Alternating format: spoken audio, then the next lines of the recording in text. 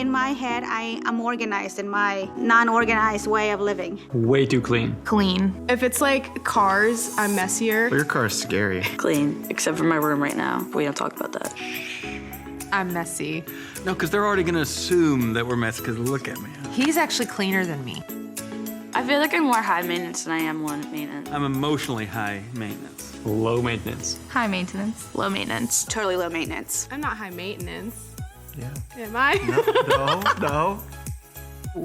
Spender. Saver. Spender. Spender, unfortunately. Saver. Saver. Spender. Spender. I don't want to talk too much about this because I feel guilty about, How much you spend? how much I spend and still call myself a saver. Well, welcome, LCBC. It is so good to have you joining us today as we continue in our series that we've entitled It's Complicated. And whether you're joining us online or in person at one of our 15 locations, maybe even on the radio on WJTL, we are so glad that you are with us today. And can I just say a very special welcome to those of you from Parker Hill Church in northeastern Pennsylvania.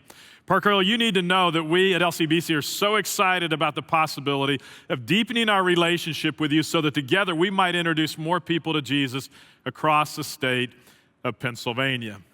So, in this series, we're actually talking about relationships. And you and I both know that relationships are not easy. All relationships are complicated, but today I want to talk specifically about the relationship that exists between a husband and a wife. Today I want to talk about some secrets to enjoying marriage, actually 7 secrets to be exact, that I think will help you enjoy your marriage if you happen to be married. And by the way, can I just say that these are 7 secrets that will build strong relationships whether you're married or not. And so even if you're not married, these 7 relationship building secrets are for you as well. And so as we begin, I hope you understand that strong marriages take work. They don't just happen naturally. And one of the biggest mistakes that we make in marriage is to think that somehow all we have to do is do what comes naturally and then our marriage is going to be strong. Unfortunately, it doesn't work that way.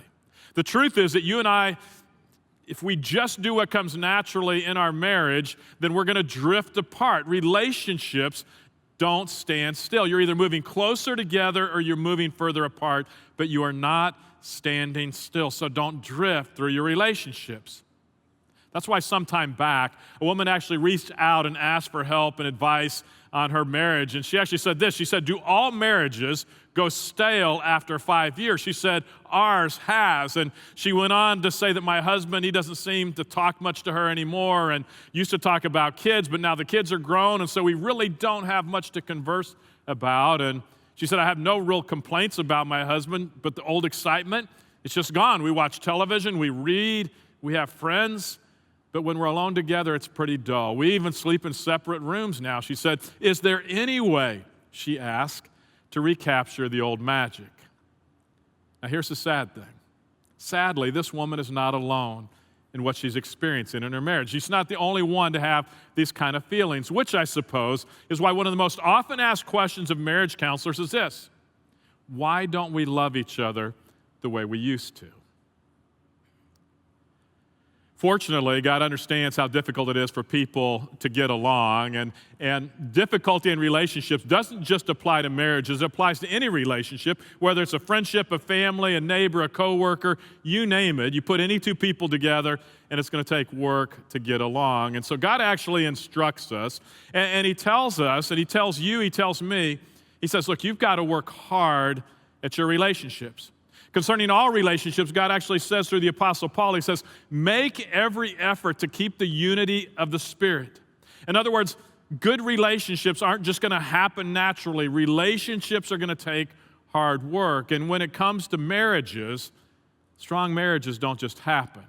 They're intentional. They take time, commitment. Most of all, they take a lot of effort. And so today, I actually want to give us 7 areas that you ought to be focusing on and you ought to be working on in your marriage. And today I want to give you 7 areas where you need to give special attention and extra focus. Today I actually want to talk to you about, I'm just going to call them 7 secrets of a satisfying marriage. And so I would encourage you, grab your phone, grab a piece of paper. I think you want to write these 7 things down, whether you're married or not. Any relationship they're going to apply to. And so here we go. What do you do to keep your marriage from going flat? What do you do to keep that spark in your relationship? What do you do to ensure that your marriage doesn't lose its pizzazz? And so secret number one, rekindle the romance. Rekindle the romance.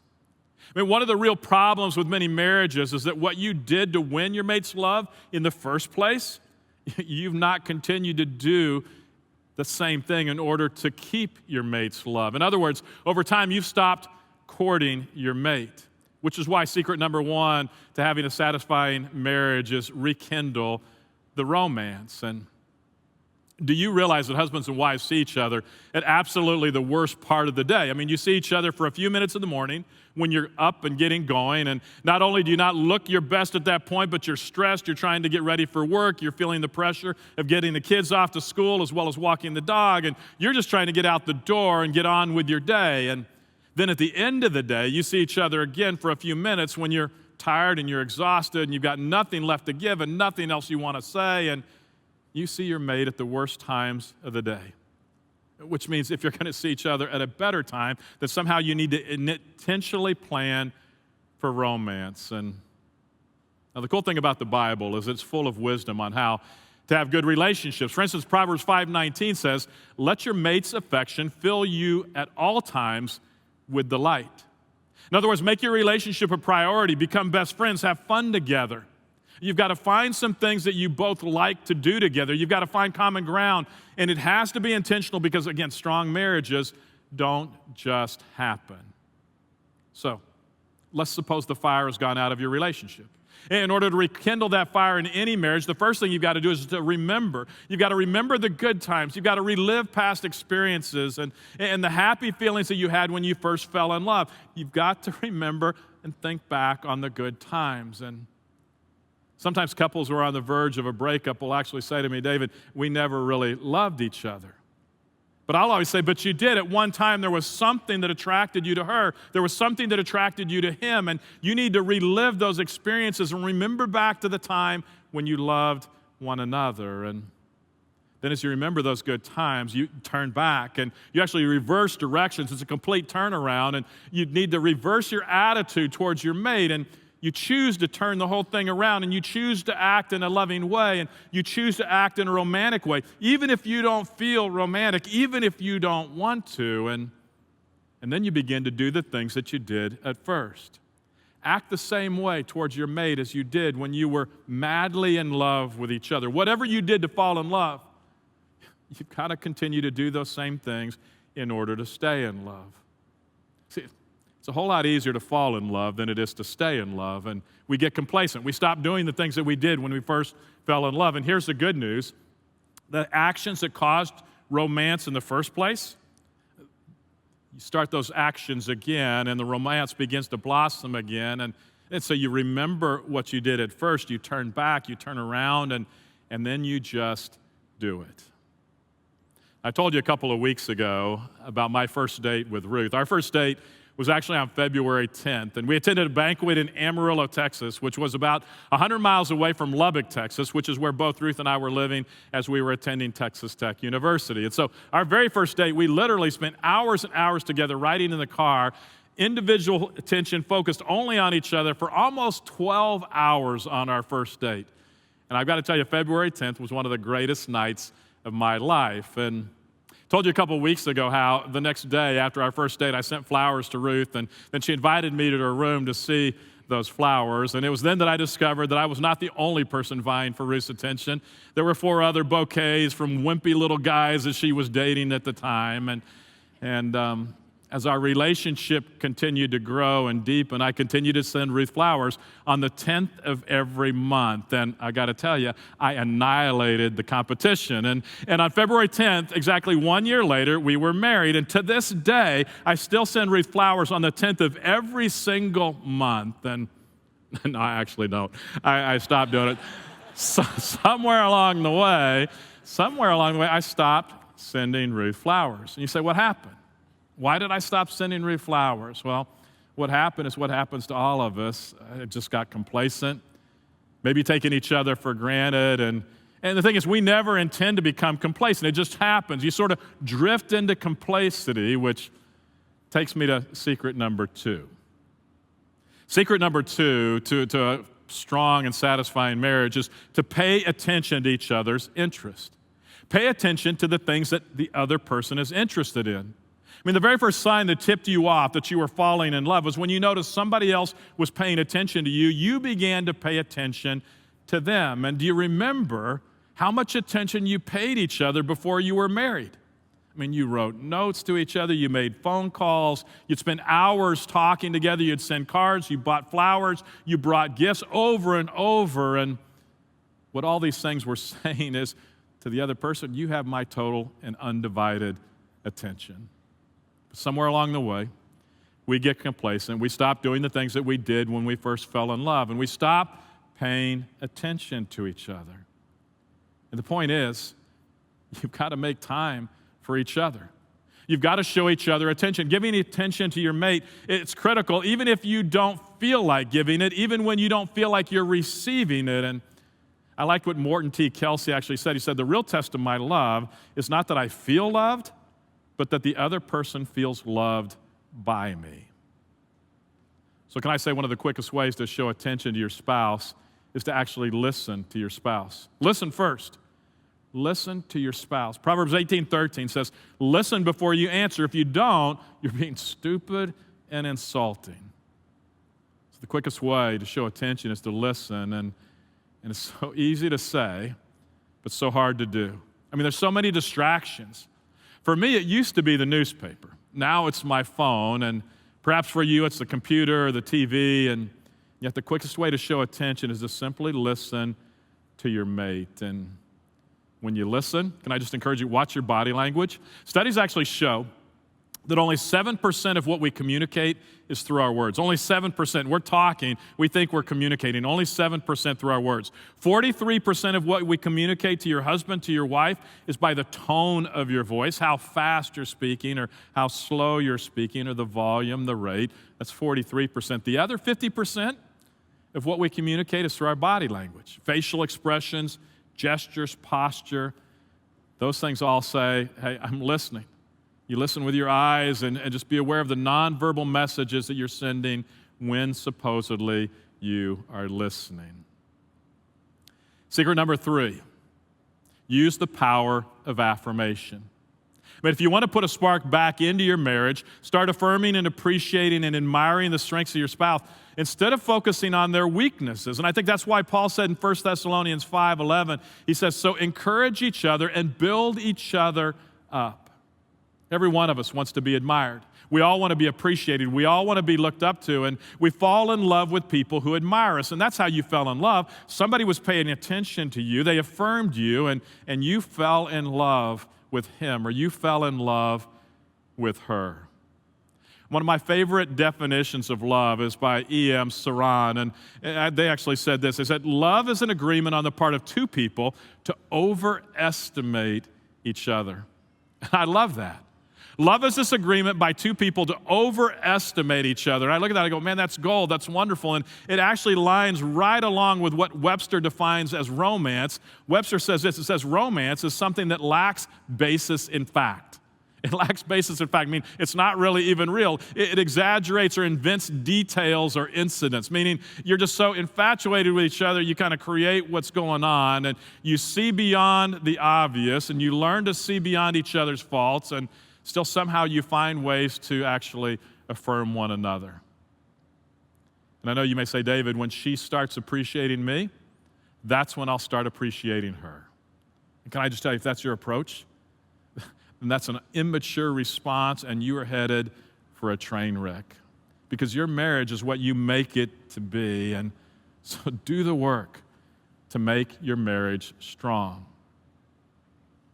Secret number 4, discover the gift of affection. Discover the gift of affection.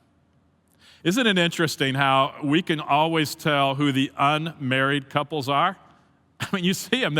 They can't keep their hands off each other. And when you see a couple walking hand in hand, don't you just assume that they're married, or do you assume that they're dating? And do you remember how affectionate you were before you actually were married? And When Ruth and I started dating, I actually drove a 1967 GTO. And my GTO had 2 bucket seats in the front, and then between the seats, it had this cold metal console between the seats. And it was where in that console, I actually kept my favorite 8-track tapes. And as cold and as hard as that console was between our 2 seats, Ruth would ride up there sitting on that cold metal console because we wanted to be as close together as we possibly could be. Maybe you've heard some of the studies that talk about newborn babies and the fact that they can die from a lack of touch. And it's called skin deprivation. And babies that aren't touched enough in the early days of infancy, they actually die from a lack of touch. And can I just tell you, here's the thing, so can marriages. Marriages can die from a lack of touch. And researchers at UCLA actually did a study. They found that, ladies, if you'll hug your husband 3 times a day, you will most likely increase his lifespan by up to 3 years. 3 hugs a day is all it takes. And men, if all of a sudden your wife stops hugging you today, then your marriage may not be as strong as you had imagined it to be. And you might say, I don't feel affectionate. And here's the thing, you won't feel affection until you start acting affectionate again. And you can act your way into a feeling. It's up to you. Remember, feelings follow our actions. And can I just say one more thing? Appearance influences affection, and it's a fact of life. And when you first started dating, you got all spruced up and your hair was combed and you wore the nicest clothes and you wanted to look the best that you could. And for some of you, especially during this COVID season, the most spiritual thing you can do is go home and throw out some of those ratty clothes that your wife or your husband has been complaining about for the last several years. And secret number 5, bring back a sense of adventure to your marriage. I mean, if we look at most marriages, they're dull. But you need to understand God intended them for enjoyment. That's why Ecclesiastes 9:9 says, enjoy life with your wife. And so let me just ask you, are you fun to live with? I mean, when was the last time you did something with your spouse just for the fun of it? When was the last time you did something just to break the monotony and something crazy just for the fun of it with your husband or wife? And the problem is most of us don't take the time to have fun, and we think, fun is something that we'll do after we finish everything else, all the other work. But the reality is you'll never finish everything else. You'll never finish all the work. The work will never be done. And as a result, the fun in your marriage, it gets shoved right out the window. And the person who takes last place in your life ends up being your spouse. We say, she'll understand, he'll understand. We're busy right now. Besides the busyness, it's only temporary. But the thing is, it's never temporary. As temporary, as hectic as your lifestyle becomes, it easily becomes a permanent lifestyle, and you scheduled fun right out of your marriage, and then you wonder, why have the feelings died? And can I just say this isn't only true with your mate, but also with your children as well, and then you wonder why your kids are slipping away. And the late Lee Iacocca actually once said, he said, I'm constantly amazed by the number of people who can't seem to control their own schedules. He said, over the years, I've had many executives come to me and say with pride, boy, last year I worked so hard I didn't even take any vacation. And Iacocca says his response to that, he said, what I want to say is, man, that's nothing to be proud of. You mean to tell me that you can take responsibility for an $80 million project and yet you can't plan enough to plan 2 weeks out of the year to go off with your family and your wife and have some fun? And basically what he's saying and what God tells us is, man, you need to learn to date your mate. And you can date anytime. It doesn't have to be at night. It doesn't have to be expensive. But do something together. The only rule is no kids. And you've got to do it without kids, and something that's mutually fun and enjoyable for the two of you. And secret number 6, make a commitment to see your marriage through. I mean, it takes commitment to have a satisfying and strong marriage. That's why God actually says this in Malachi 2:16, and he's strong. He says, I hate divorce. He says, make sure that you do not break your promise to be faithful to your mate. And God says that because he knows all about the pain and he knows all about the hurt that accompanies divorce. And so he says, don't do it. And here's the thing. You'll never build a great and strong marriage if divorce is always an option for you. If it's always back there, somewhere lurking in the back of your mind as a potential option, you will never build a great marriage. It's just too easy to walk out, and when the times get tough and every bone in your body is saying, I'm not taking this anymore, I'm out of here. If divorce is an option, at some point you will choose to take it. And so can I just challenge you to lock the escape hatch of your marriage if you want to have a strong marriage. Throw the key away. And it's kind of that you said it in your vows, till death do us part. And what you've got to say is, man, I made a promise to God and I'm going to keep that promise. And commitment is what makes the marriage strong. And divorce is even an option, then you're not going to put forth the effort to make your marriage last. And commitment forces us to change, and it's commitment that forces us to be flexible, and it's commitment that forces us to compromise and grow instead of being selfish. And when you make a commitment, it means you don't use divorce as a threat when you find yourself mad. When you get mad, you don't even hint at leaving. You don't even use the words. These are words that are off limits, hitting below the belt. They are unacceptable words to use in the middle of a fight. And no matter how mad you are, no matter how angry you are, no matter how much in that moment you may hate the other person, man, do not bring up the issue of divorce, because divorce isn't even an option. It's not even a choice. That's what commitment actually means. I actually came across what I think is a great definition for commitment. And I think we need a definition for commitment because I'm not sure most of us understand the true meaning of commitment. And here's the definition. It says, commitment means being willing to be unhappy for a while until you get things worked out. Being willing to be unhappy for a while until you get things worked out. So remember, strong marriages don't just happen. They've got to be worked on. It takes effort. It requires commitment. And I need to stop right here and be real clear. What I'm talking about today is for most marriages, but not all marriages. I'm not talking about staying in an abusive relationship. There's no place for an abusive relationship in any relationship, and that includes marriage. And if you're experiencing abuse in your home, then you need to get out, and you need to get out now. And call us. Contact us at the church office and we will help you, but do not stay in an abusive relationship. And if you happen to be the abuser, then you need to man up and you need to call us and we'll help you get help, because there's no excuse for your actions. There's no excuse for abuse in any kind of relationship. And one last step, one last secret to a strong marriage, and that's to tap into the power of Jesus that's already inside of you.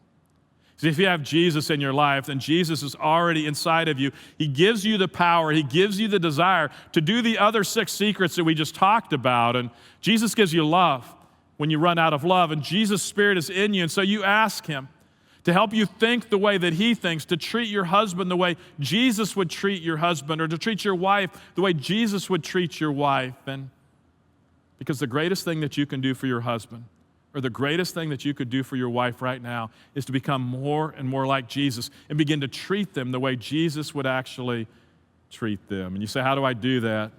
Well, first you invite Jesus into your life. And then you just ask Him. You say, God, I just need you to fill me with your thoughts. And then you make a commitment of your marriage to Jesus and a commitment of your family to Jesus. And you say, Jesus, I dedicate my marriage to you. I dedicate my family to you. And can I just ask you, why would you choose not to tap into the power of Jesus that's already right inside of you? And so here's the bottom line. Marriage is what you make of it. And your marriage will become what you are both committed to making it. And God has given you the tools to experience a rich and satisfying marriage. And so let me just challenge you to evaluate, to make the necessary changes. Talk to God. Follow God's plan. Look at these secrets again and again, and God can help make your marriage strong. And so I want to give you just a couple of steps real quick just to get started. And maybe the most basic place to start in this whole process, the most basic thing you can do, is to ask God to begin to soften your heart towards your spouse. Ask God to soften your heart to actually begin to rekindle your love for your spouse. And you may say your heart is cold.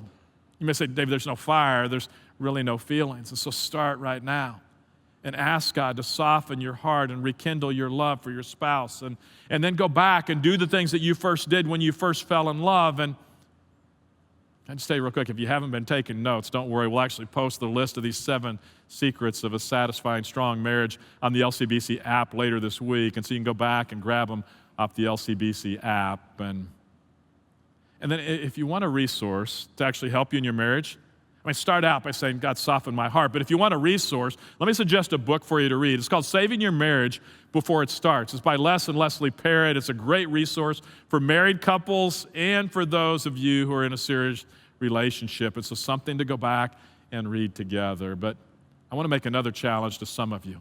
I want to actually challenge you in a bigger way. I'm going to ask some of you to step up and take the Better Love Challenge. And the Better Love Challenge is actually this, is to make a commitment for 2 hours a week for the next 6 weeks to actually work on your marriage to make it better, to make it the best marriage it can be. And you might have a good marriage now. Why not make it better? And each of our marriages have room to grow. And so my challenge to you is decide to grow your marriage by taking the Better Love Challenge. And let me tell you what it is. The Better Love Challenge actually involves joining a group of other like-minded couples who are also intent on growing their marriage and to learn and to laugh together. And the Better Love Challenge only lasts for 6 weeks. So you're in, you're out. It involves making a commitment to participate in either an in-person or an online group. And just 1 hour a week you commit to meet with that group. And then you also commit to an hour a week to be very intentional with your spouse. And here's the thing. So I just need to tell you up front, we only have 200 spots to take the Better Love Challenge. And these 200 spots are open to all of us at LCBC, to all at Parker Hill. And you can go to the lcbcchurch.com website and find more about the Better Love Challenge. But I would tell you, don't put it off. Do it now. I mean, why wouldn't you want a stronger marriage in just 6 weeks? And so I actually want you to hear from a couple, Bruce and Ann. Bruce and Ann are actually part of the LCBC Burks family, and Bruce and Ann have been married for 58 years. And as you listen to their story, I believe what you'll agree with me is that Bruce and Ann, they actually embody these 7 secrets of a satisfying marriage. Listen to Bruce and Ann. My name is Bruce Jones. And I'm Ann, his wife, for 58 years. And we're members of the Berks campus of LCBC. We met, actually, on a blind date. Shouldn't say this, but it took 2 blind dates that were set up by friends of ours. Because he didn't show up to the first one. Do you remember where we went? Do you? Yeah, I remember where we went. Where'd we go? We went for a dance, actually. I'm not a dancer, but we went dancing. We went to Sunnybrook Ballroom. So that was our blind date. Little did I know how desperate she was. That was the beginning of a beautiful time, beautiful relationship. It was.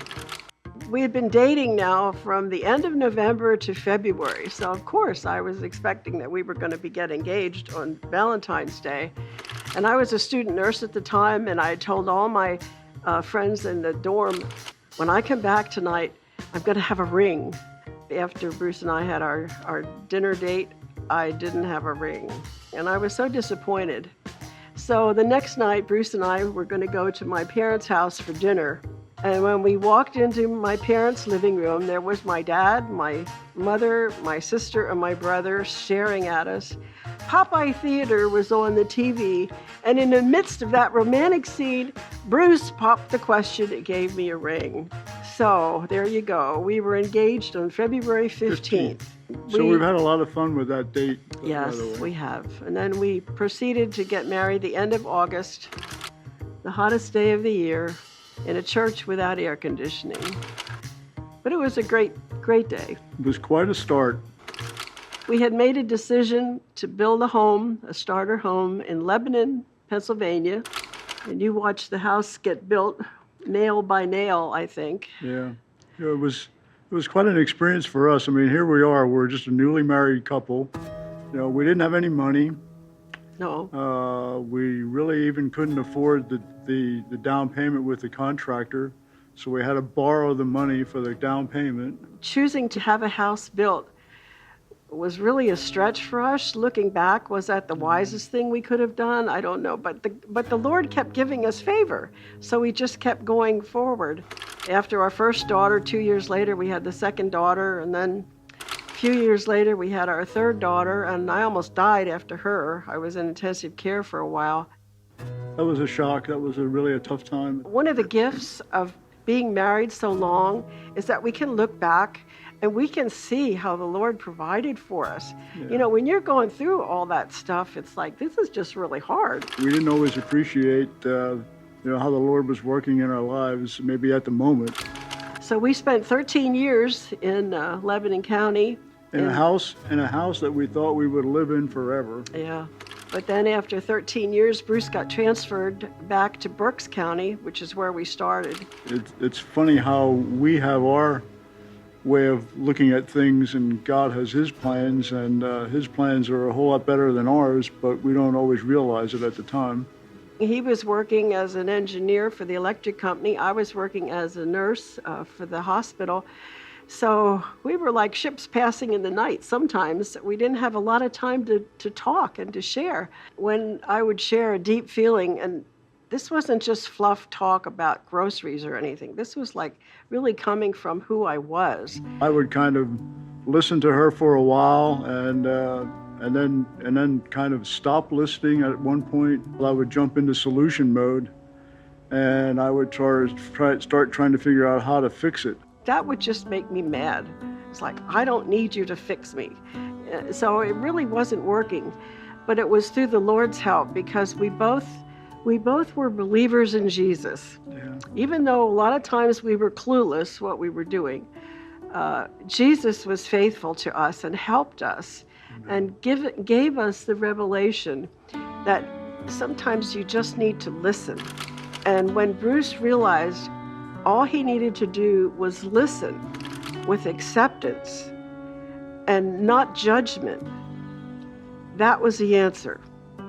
That brought such healing and such grace into our marriage. The Lord impressed on me, it's like, wait a minute, you guys are a team, you're together.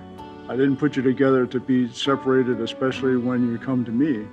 At that point, I started to realize that, hey, my understanding of God has to move from my head to my heart. And when that happened, then we started praying together. Well, that was our automatic thing to go to as far as seeking guidance. Was first thing is pray about it. And that didn't come overnight. We're talking months, maybe even a few years of stumbling through this process of trying to figure out how to do life. When you're both working, by this time we would have had 4 children. It's like, how do we do this? There were many times we just sat on the sofa and we held hands, and it was like, Lord, we need your help. The girls all went to college. They came home for a little bit and then left. But then there was a day when the last daughter moved out into her own apartment. And so then we were really alone together again. It's interesting being the father of the bride, because as the father of the bride, you get to walk the bride down the aisle. I'm standing in the back of the church with one of my daughters, ready to walk her down the aisle, and I pull out of my pocket a picture, a photograph, an old photograph of her and me.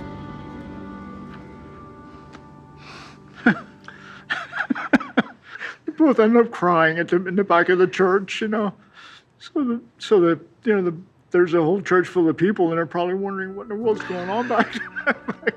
Before we were married, he had a lot of hair, but after being married to me and 4 girls, it's not so much anymore. So now it was our time to figure out, okay, who are we now? Yeah, what do we do? After all these years with the kids pretty much being our focus. But for me, it's been a discovery time to discover how beautiful our life is, because now we can take time. We can take time to read a book and discuss it. It's been a time when we get more active in our church community to be able to serve in different ways. We did a missions trip. We went on a missions trip to Peru together. It seemed like to us the foundation of our relationship was the love and the faithfulness of God, even at times when we didn't know it. even in times when we didn't see it, even in times when we didn't seek it. It was still there, His love and His faithfulness.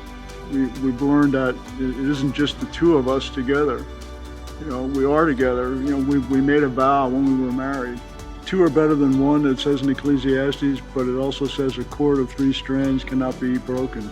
And so that third strand has always been the Lord in our relationship, even when we didn't realize it.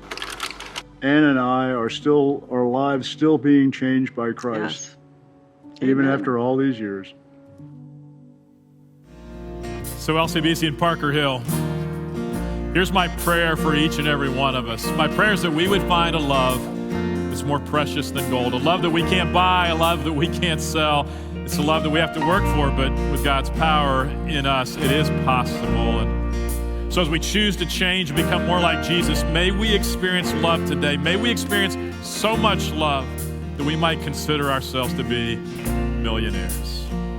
If you'd like to talk or pray with somebody about this, or really about anything that you might be struggling with today, right now the chat on the screen will remain open for the next 10 minutes or so. And stick around, let us know how we can pray for you, or you can go anytime to the LCBC website and click on the prayer button. Let us know how we can be praying for you. And if you're at one of our LCBC locations, there are people down in the front left corner of each of our auditoriums. When we're finished, come on down and they would love to pray and talk with you. Next week, we'll actually continue to unpack some of our most complicated relationships. And so whether you are LCBC or Parker Hill, be sure to invite somebody to join us next weekend as we continue with It's Complicated. And you can either send somebody a link to one of our gatherings so they can join us online, or why not invite them to meet you and actually attend in person. Either way, you won't regret that you did. So LCBC and Parker Hill this week, may the Lord bless and protect you. May the Lord smile on you. May be gracious to you. May the Lord show you His favor and give you His peace.